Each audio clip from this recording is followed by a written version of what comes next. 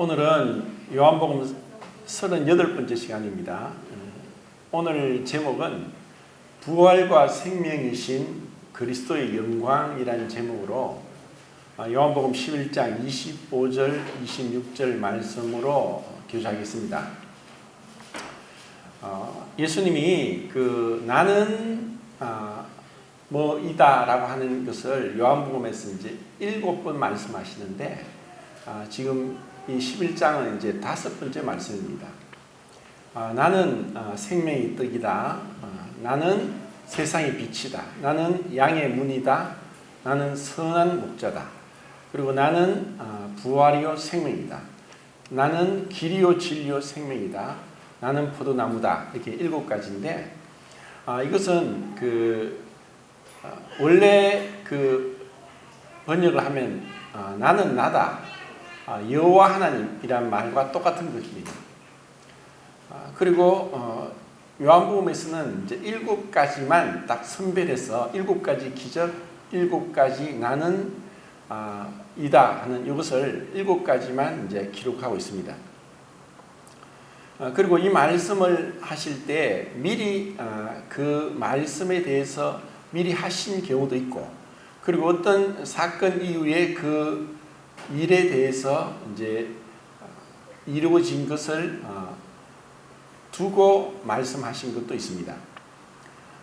생명의 떡에 대해서는 500여의 기적을 행하시고 나서 그분이 이제 그 기적을 두고 그 육신적으로 먹은 그 생명의 떡은 먹고 죽지만 나를 먹고 마시는 자는 영원히 죽지 아니하리라 하면서 이제 생명의 떡에 대해서 말씀합니다.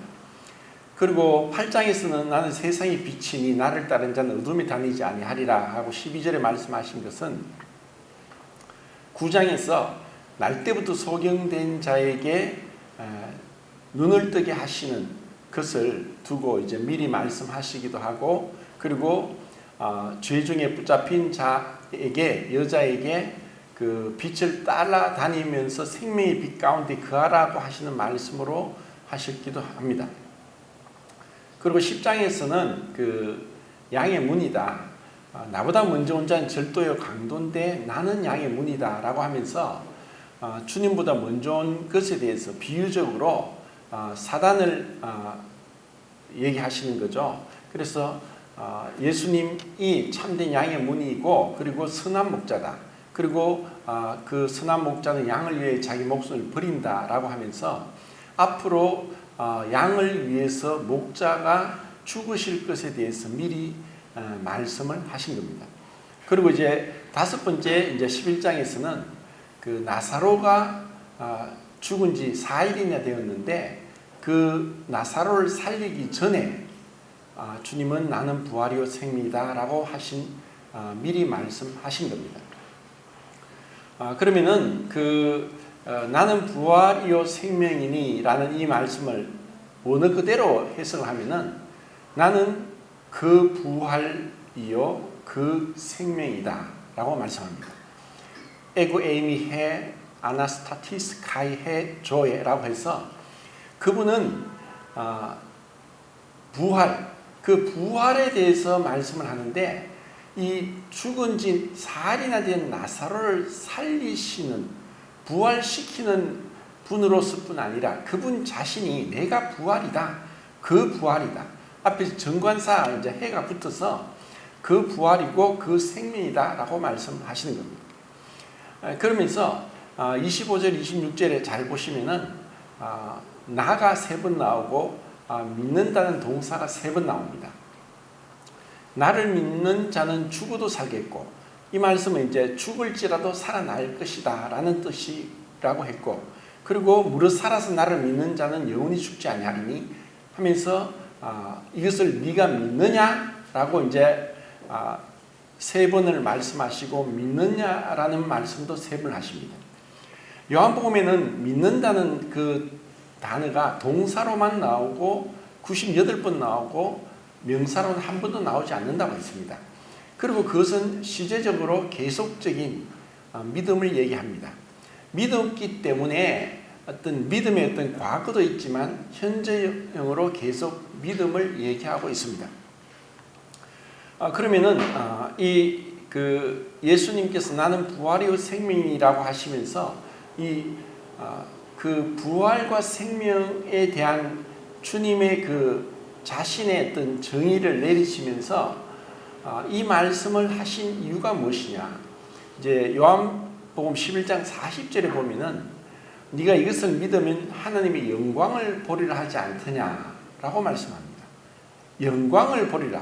믿으면 하나님의 영광을 보리라고 말씀하시고, 그리고 4절에서는 11장 4절에서는 나사로가 병이 들었다고 해서 마르다와 마리아가 예수님을 오시라고 초청을 합니다. 근데 예수님이 그 초청의 말씀을 들으셨을 때 4절에 하신 말씀은 이는 죽을 병이 아니라 하나님의 영광을 위함이고 또 아들로 말미암아 하나님께서 영광을 받으시게 하려 함이라는 말씀을 합니다. 그러니까 그 나사로의 죽음은 하나님의 영광을 위한 것이고 또 아들로 하여금 영광을 받으시게 하기 위한 것이라는 것을 보게 됩니다. 그리고 이것을 네가 믿을 때 또 하나님의 영광을 보리라 라고 말씀을 합니다. 그래서 제가 오늘 이제 부활과 생명이신 그리스도의 영광이라는 제목으로 말씀을 드리겠는데, 우선은 그 영광에 대해서 말씀을 드리겠습니다. 제가 이전에 그 영광에 대해서 설교한 것을 이제 찾아보니까 3번을 했습니다. 영광에 대해서. 그래서 오늘은 또 다른 쪽으로 말씀을 드리겠습니다. 영광이라는 그 히브리어 단어로는 카보드라고 해서 무겁다는 뜻이고, 이것을 그 원래 단어의 의미는 재산이 많다는 것이고, 재산이 많은 자들이 이 세상에서 권력을 잡고 명예를 얻고 또 사람들로 하여금 그 존경을 받는 그런 의미로 영광을 썼습니다. 그렇게 볼 때 하나님은 이 세상의 주인이십니다. 모든 것이 하나님이 창조하신 겁니다. 그래서 그분의 그 영광은 너무나 크고 무겁습니다. 크고 중하다, 무거운 그 영광.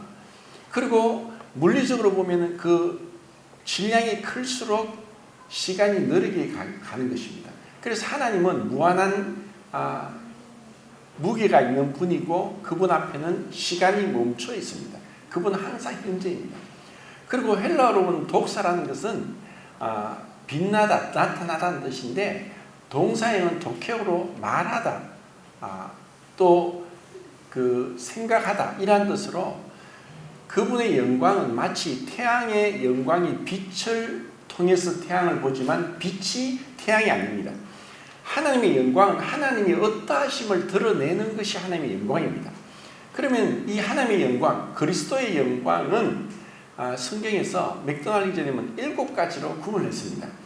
첫 번째는 원래 하나님 본연의 주님의 영광, 그리고 두 번째는 그 신분적인 하나님의 영광, 세 번째는 그 성육신 하신 영광, 그리고 네 번째는 성육신 하셔서 가르치시고 고난받으시고 또 기적을 행하신 영광, 그리고 죽음과 부활의 영광, 그리고 마지막으로는 이제 재림의 영광, 그러면서 영원한 영광을 7가지로 구분할 수 있다고 했습니다. 좀 쉽게 말씀드리면은 우리가 찬양 예배 시간에 찬양을 부를 때 그 27장에 3절에 보면은 3절이 어떻게 되죠? 영죽을 나를 위하여 그 영광을 떠나서라고 나오죠. 그러니까 그분이 영광을 떠났다. 빌립보서 2장에 보면은 그는 하나님의 본체시나 하나님과 동등됨을 취할 것을 여기지 아니하시고 자기를 비워 종의 형체를 가져 사람의 모양으로 나타나셨음에 죽기까지 복종하셨으니 곧 십자가에 죽으심이라. 예수님이 하나님과 동등됨을 취할 것을 여기지 아니하시고 그 보좌를 떠나서 영광을 떠나서라고 했을 때, 그러면은 예수님이 하나님의 보좌를 떠나셔서 이 땅에 오셨다면은 그러면 그 영광은 더 이상 없고 영광을 떠났다는 것인가? 라고 할 때 그건 아니라는 겁니다. 그러면은 우리가 찬송을 부르고 또 주님이 성육신 하셔서 하나님이신 분이, 영이시고 빛이시고 사랑이신 그 하나님이, 육체가 없는 하나님이 육신을 입으시고 땅에까지 내려오셔서 영광을 떠났다는 것을 말할 때 그 영광은 신분상의 영광이라는 것입니다. 이것을 구분을 해야 됩니다. 그렇기 때문에 예수님이 그 하늘 보좌를 버리고 이 땅에 오셔서 하나님의 영광을 버리신 것이 아니라 하나님의 아들로서의 신분의 영광을 떠나셨다는 것입니다. 예를 들어 가지고 어떤 나라에 왕이 있는데 왕이 그 백성들을 시찰하기 위해서 왕복을 벗고 평복을 입고 성 밖을 나와서 이제 사람들 사는 데를 둘러본다면은 분명히 보기에는 왕의 신분이 아니라 평복의 옷을 입었기 때문에 평민과 똑같이 되었습니다. 그렇다고 해서 그 왕이 아닌 것이 아니죠. 그것처럼 예수님이 하늘 보좌를 버리고 인간의 모습으로 오셨다고 해서 하나님의 본연의 영광, 원래부터 영원 전부터 가지고 계셨던 영광은 항상 있다는 것입니다. 이것을 요한일서에서는 분명히 말씀합니다. 태초부터 있는 생명의 말씀에 대해서 이 생명의 말씀, 이것을 우리가 눈으로 보고 주목하고 손으로 만진 바 되었다. 이 태초부터 계셨던 생명의 말씀이 육신이 되었기 때문에 예수님께서 신분적인 하나님의 영광은 버리셨지만 그 성육신 하셨음에도 불구하고 그분의 본연의 영광은 항상 영광 가운데 계셨습니다. 이것을 증명할 수 있는 것은 사람들은 예수님을 몰라봤습니다. 그렇지만 귀신 들린 사람은 귀신 들린 사람이 그 우리와 똑같이 육신의 모습으로 계신 그 주님을 사람들은 몰랐지만 귀신은 알아보고 그 앞에서 당신은 하나님의 거룩한 아들입니다. 거룩한 하나님입니다. 하고 고백을 했던 것에서 그분은 여전히 영광을 가지고 계셨던 것입니다. 그래서 예수님이 행하신 모든 것은 그분은 영광스러운 분이기 때문에 무엇을 하시든지 그분은 영광스럽습니다. 그런데 여기서 우리는 이 성육신 하시면서 이 땅에 오셔서 그분의 행하심을 통해서 이전에 원래부터 있던 태초부터 있던 그 영광이 아니라 성육신 하셨음에도 불구하고 그분은 신분상의 영광을 떠나셨음에도 불구하고 놀라운 영광이 계속 드러납니다. 이것을 우리는 볼 때 주님께 정말 영광을 돌리는 게 뭐냐? 그분이 받으시기에 합당한 경배를 돌리는 것이 그분께 우리가 영광을 돌리는 겁니다. 성육신 했지만 그분은 여전히 하나님이시고 그리고 이전에 없었던 인성을 갖게 됐습니다. 그리고 그분이 가르치신 것과 병을 고치신 것과 또 여러 가지 기적을 행하시면서 자연 만물을 다스리신 것과 자연의 섭리를 질서를 초월해서 행하신 이 모든 것들, 그리고 죽음을 깨뜨리시고 죽음 가운데 살인에 대해서 썩은 냄새가 나는 자를 말씀 한마디로 다시 그 영혼이 돌아오게 하고 썩어 문드러져 냄새난 그 살갗을 다시 살아있는 것처럼 순식간에 살아나게 했던 이것을 통해서 그분이 영광을 받으시고 하나님께 영광을 돌리게 된 것입니다. 이것은 참으로 놀라운 것입니다. 그리고 그분이 우리를 위해서 죽음을 맛보게 하십니다. 하나님의 은혜를 인해서 히브리서 2장에 그렇게 9절 10절에 말씀하고 있습니다. 어떻게 하나님이 죽으실 수가 있는가?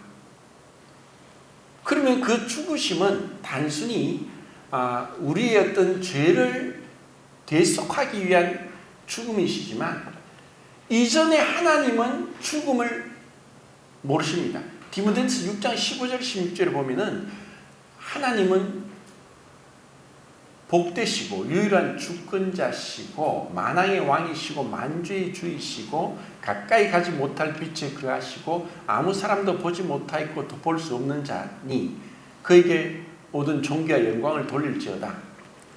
그분은 하나님이시기 때문에 죽으실 수 없습니다. 그런데 성육신 하심으로써 죽으셨다는 것은 우리 모든 사람의 죽음을 맛보게 하십니다.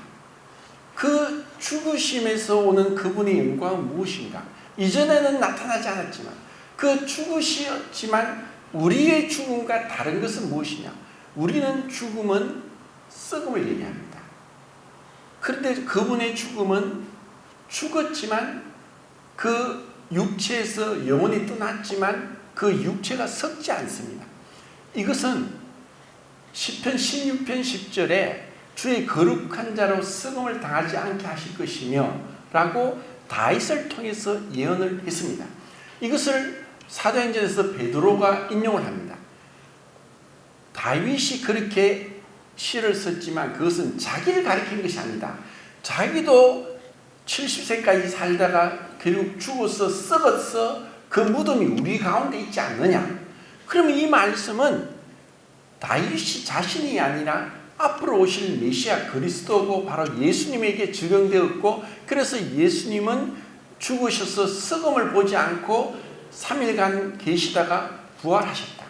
그리고 그 죽음은 우리에게 새로운 부활의 생명을 주기 위한, 고린도전서 15장 20절 20절 때 그분이 죽은 자 가운데 살아, 잠자는 자 가운데 죽은 자 가운데서 살아서 부활의 첫 열매가 되셔서 그 죽음이 사람으로 말미암은 선적 부활도 사람으로 말미암는다 하면서 죽은 자 가운데 썩음을 당치 않고 부활의 첫 열매는 예수님이고, 첫 열매라는 것은 이제 예수님을 믿는 자에게는 예수님과 같이 썩음을 보지 않고 부활의 몸으로 들어간다는 것입니다. 이것이 예수님이 25절 26절에 하신 말씀입니다. 나를 믿는 자는 죽어도 살겠고 죽을지라도 살겠으며 무릇 살아서 나를 믿는 자는 영원히 죽지 아니하리라. 자, 여기서 이제 영생은, 생명은 또 다시 나중에 제가 말씀드리겠습니다.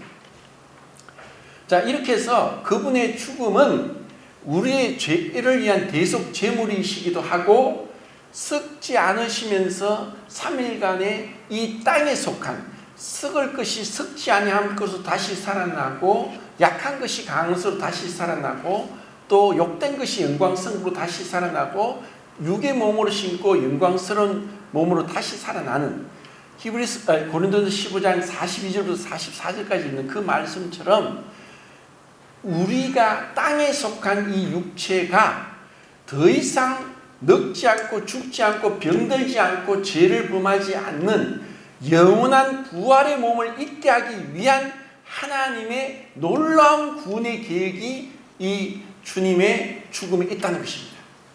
자, 창세기에서 에덴 동산에서 아담이 만약에 범죄하지 않고 있었다면 어떻게 됐을까요?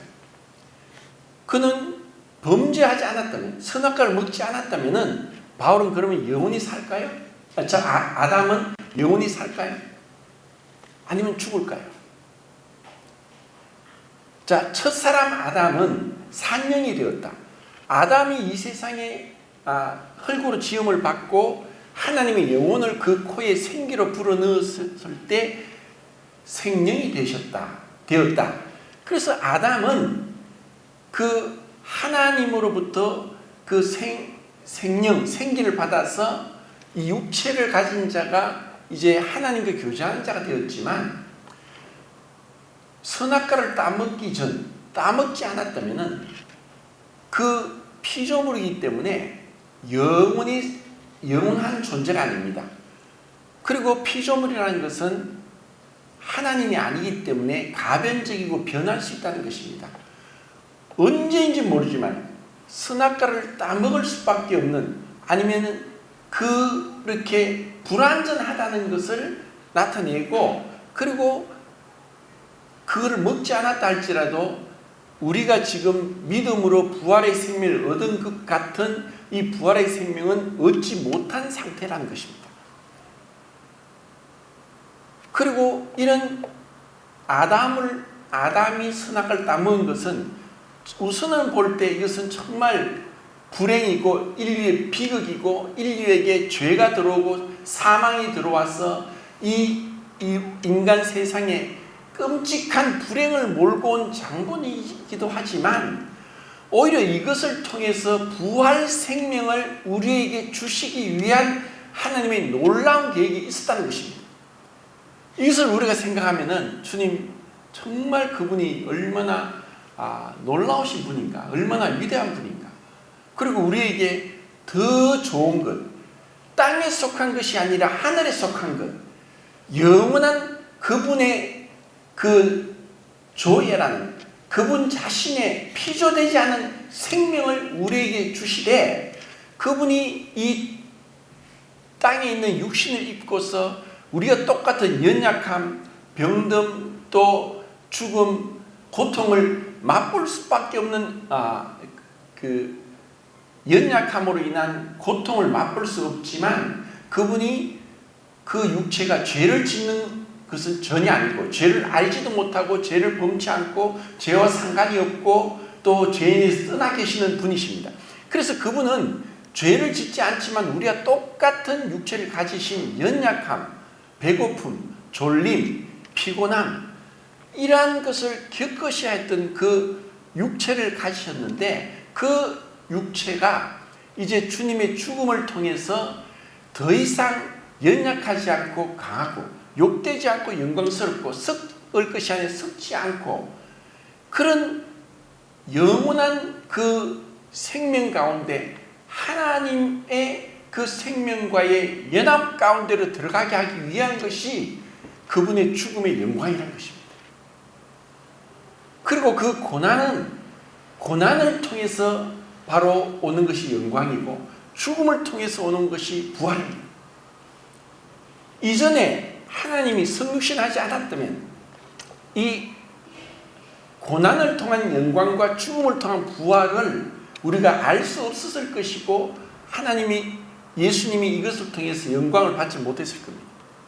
그런데 주님은 비록 우리의 죄를 위한 대속제물이 되셨지만 그 안에는 대속제물을 넘어서서 그분이 우리에게 더 크고 놀라운 것을 주시기 위한 것이고 하나님, 삼위일체 하나님과의 완전한 연합 가운데 들어가게 하기 위한 것이 그분의 성육신과 죽음과 그 장사되심입니다. 그래서 그분이 이제 부활하신 겁니다. 그리고 그런 부활하시고 나서 이제 그분은 이제 이전에 본래적으로 가지고 계셨던 하나님으로서 성자 하나님으로서 영광뿐 아니라 이제 부활의 영광 가운데 이제 이 땅에 속한 육체가 하늘에 속한 형체로서 변화되어서 마치 땅에서 기던 군뱅이가 하늘을 나는 벌과 나비가 되는 것과 같이 완전히 다른 생명체, 완전한 하나님과 같은 그런 영광스러운 몸으로 우리를 변화시킨 것이 바로 주님의 부활의 생명입니다. 이것을 우리가 생각한다면 정말 너무나 놀라운 겁니다. 자, 이것이 그 주님의 그 영광의 그 7가지고 마치 빛이 우리 눈에는 빛의 색깔이 보이지 않지만 프리즘을 통과하거나 비가 오고 난 후에 하늘을 바라볼 때 그 빛이 7가지의 빨지노노 파담보라는 7가지 파장의 다른 색깔의 찬란한 빛깔로 빛나서 원래 빛의 아름다움을 우리에게 보여주듯이 하나님의 영광은 우리의 죄로 인해서 오히려 그분에게 숨겨져 있었고 나타나지 않았던 그 찬란한 7가지 영광이 이렇게 우리에게 나타났다는 것입니다. 얼마나 놀라운 것입니다. 자, 그러면 이제 그 부활 생명에 대해서 생각해 보겠습니다. 자, 그분은 그 부활 생명, 이것은 영원한데, 근데 그 부활 생명은 그 전에 이 부활 생명이 나타나기 위해서 반드시 거쳐야 됐던 것이 고난과 죽음입니다. 고난과 죽음을 맛보지 않았더라면 이 부활 생명이 나타나지 않았다는 것입니다.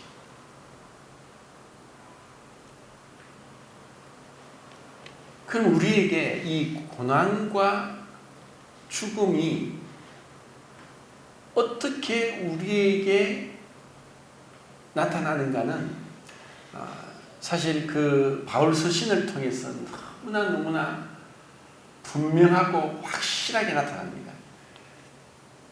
시간이 없어서 못 찾지만 고린도서 4장, 고린도서 5장과 6장 그리고 12장에서 바울은 말도 못하는 고난을 받았습니다.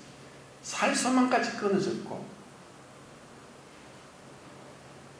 3번 태장으로 맞고 40의 강한 매를 한 번 맞고 또 수없이 매를 맞았고 돌팔매질을 맞아서 죽은 줄 알고 성 밖에 버려졌고 강의 위험과 맹수 위험과 거짓 형제의 위험과 추위와 더움과 배고픔과 온갖 그 고난을 바울이 받았던 것은 그 가운데 그 나의 연약함으로 인해서 연약한 가운데 내가 내 자신을 의지하지 않고 죽은 자를 다시 살리신 하나님만 의뢰하고 내 연약한 가운데 하나님의 능력이 나타나고 내 연약한 가운데 하나님께서 계획하신 온전함이 드러나기 위함이라는 고백을 하도록 했다는 것입니다.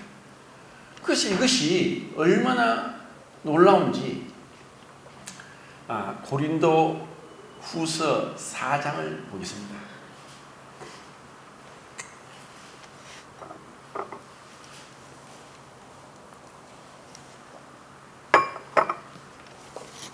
(10절) (11절) 10절 11절 읽겠습니다. 시작.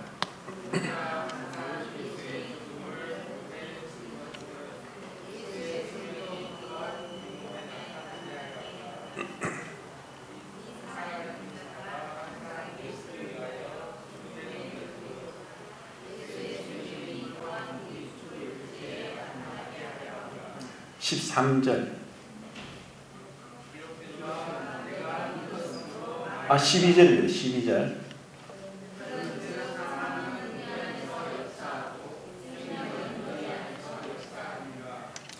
예, 이제 이 말씀을 제가 계속 묵상하고 암송하는데 이게 암송이 너무 잘 안 되더라고요. 똑같은 말 같아가지고. 그런데 제가 이것을 묵상하고 암송하면서 참 놀라운 비밀이라는 것이 깨달아졌어요. 우리가 항상 예수의 죽음을 몸에 짊어지면 예수의 생명이 또한 우리 몸에 나타나게 하렵니다. 예수의 죽음을 짊어지면 예수의 생명이 또한 우리 몸에 나타나게 하렵니다. 우리 살아있는 자가 항상 예수를 위하여 죽음에 넘겨지는 예수의 생명이 또한 우리 죽을 육체에 나타나게 하렵니다.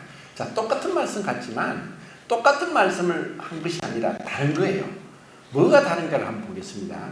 우선은 이제 10절에 그 죽음이 나오고 예수의 죽음이 나오고 11절에 예수를 위해 우리가 죽음에 넘겨짐이라면서 10절에는 네크로신이라는 단어가 쓰이고 11절에는 다나토스라는 단어가 쓰여요. 이제 그건 조금 차이가 나는데 10절에서 우리가 항상 예수의 죽음을 몸에 짊어지면 예수님이 십자가를 지신 이유가 있습니다. 그것은 우리의 죄를 위한 것입니다. 그러면은 예수님이 우리 죄를 위해 죽으셨는데 왜 우리가 항상 예수의 죽음을 몸에 짊어져야 된다는 것입니까?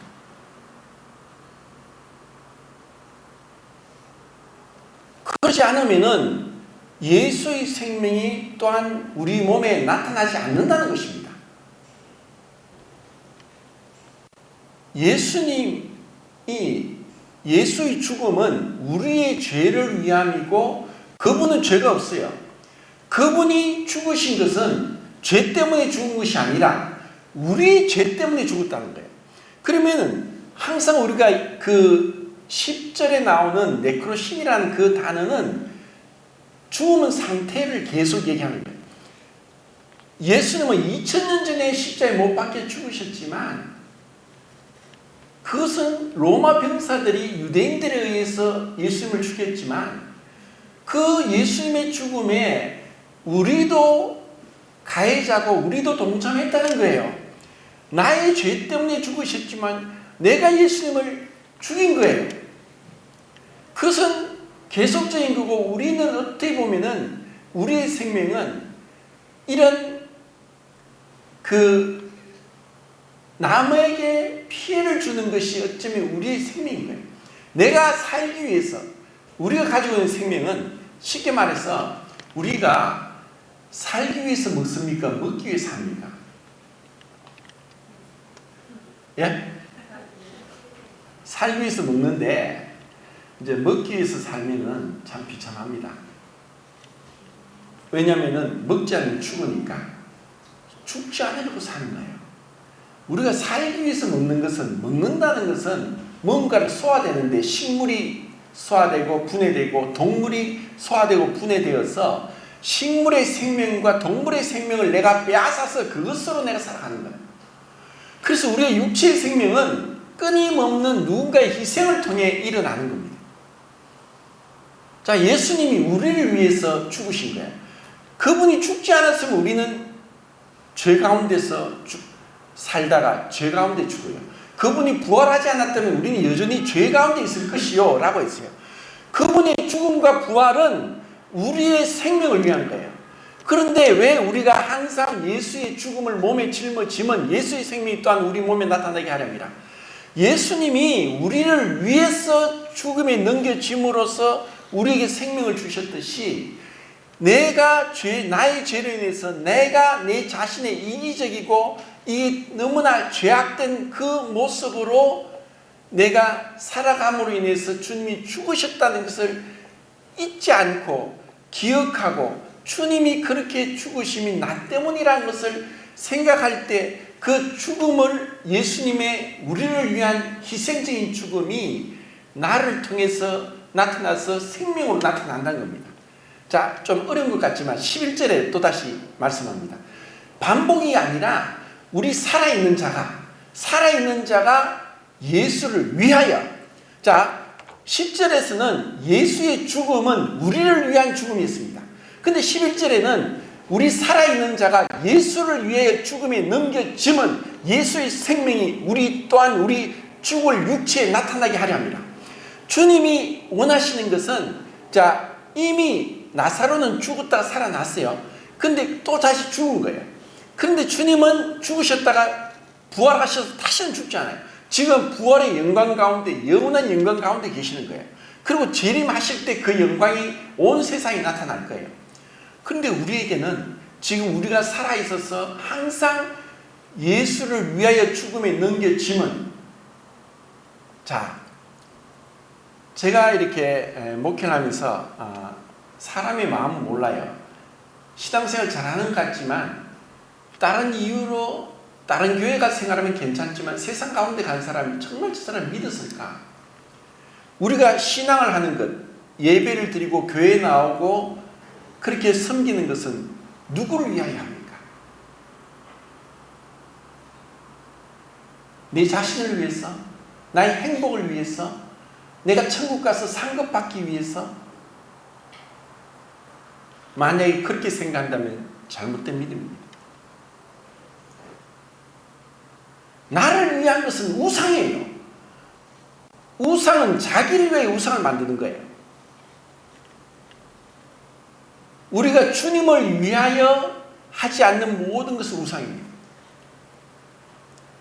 내가 왜 교회 나오고 예배드리고 왜 신앙생활하고 왜 헌신하느냐? 주님 때문에, 주님을 위하여, 주님을 높이기 위해서, 주님께 감사해서 그 중심이 내 자신을 위한 거냐 주님을 위한 거라서 완전히 달라지는 거예요.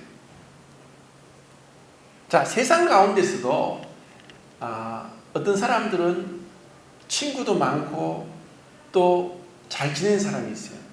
근데 그게 저절로 되는 게 아니에요. 많은 사람과 관계를 맺기 위해서는 자기 희생이 필요합니다. 돈이 필요하고 시간이 필요하고 또 정성이 필요해야지 사람들과 관계가 좋아져요. 희생하지 않고 돈을 쓰지 않고 시간을 들이지 않고 이런 사람들은 친구가 없어요. 이것은 땅에 있는 법칙이고 하늘에 있는 법칙이에요. 우리가 주님을 위하여서 시간을 들이지 않고 우리의 물질을 들이지 않고 우리의 정성을 들이지 않으면서 주님을 위한다고 할 수 없는 거예요. 우리가 누구를 사랑하면은 시간을 들이고 물질을 들이고 정성을 들이게 되어 있다는 거예요.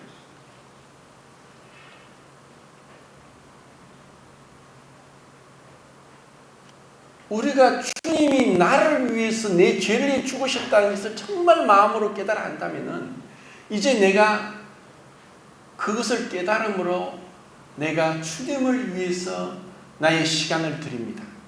내가 주님을 위해서 내 물질을 드립니다. 내가 주님을 위해서 내 정성을 드립니다. 나의 주님을 위해서 헌신을 드립니다. 그리고 이것이 똑같이 내가 교회를 위해서 성도를 위해서 내 시간을 드리고 내 물질을 드리고 나의 그 수고를 사랑의 수고를 합니다. 라고 되는 거예요. 근데 교회를 나와도 아무리 시간이 지나도 어떤 물질적인 헌신도 없고 또 집회 참석하는 것도 겨우 참석하는 것 같고 또 그렇다고 해서 어떤 성도를 사랑하는 것도 없고 또 말씀에 대한 어떤 깨달음으로 어떤 세상에 대한 미움과 또 세상을 단호하게 버리면서 세상에 이익이 있다 할지라도 그것을 버리고 뭐 결혼식 있고 친척 결혼식 있고 할지라도 나는 주님을 먼저 예배 드리기 때문에 다른 날 내가 가서 축구하고 정말 내가 예배는 빠지지 않겠으면 그런 주님을 위한 헌신적이고 희생적인 것이 있어야 되는데 그것이 없는 사람은 있다가 늘 불평하다가 또 슬그머니 교회를 나오지도 않고 그런 거예요. 근데 정말 교회 나오는 게 중요한가? 정말 몇백 명, 몇천 명, 몇만 명 있는 게 그게 정말 그 안에 모두가 진짜 믿는 사람일까? 지난주 우리 캠프를 할 때 그 강사 오신 황성희 형제님이 그 전에 볼 때보다 살이 너무 많이 빠졌어요. 분당 북부교회 380명이 있다가 160명을 경기도 광주로 분가를 했어요. 기쁜 마음으로 분가를 했는데 코로나 때 전교 출신 교장 2명하고 지부장 한 사람 3사람이 온갖 거짓말과 행으로 막 교회를 성도를 갖다 이간질하고 거짓말로 형님하고 자매님을 막 엄해가지고 그러니까 막 교회를 떠나가서 교회가 많은 어려움을 겪거든요. 제가 볼 때는 그 마귀 짓입니다. 성도로 가장에 가만히 숨어 있다가 코로나라는 이런 상황 가운데 본성이 드러나서 교회를 어지럽는 거예요.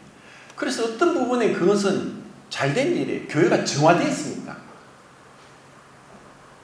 교회가 정화되지 않고 구원받지 않은 자가 양의 틀을 쓴 이리가 몰래 와서 교회에 술을 채우고 있다고 할지라도 그것이 주님 볼 때 우리는 모르지만 주님 볼 때 그건 아니에요. 가라지.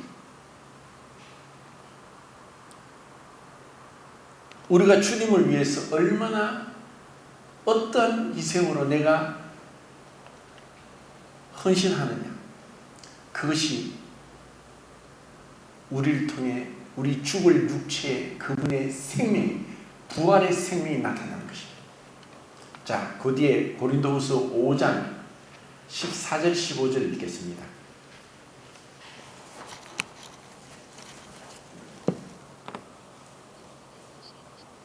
시작.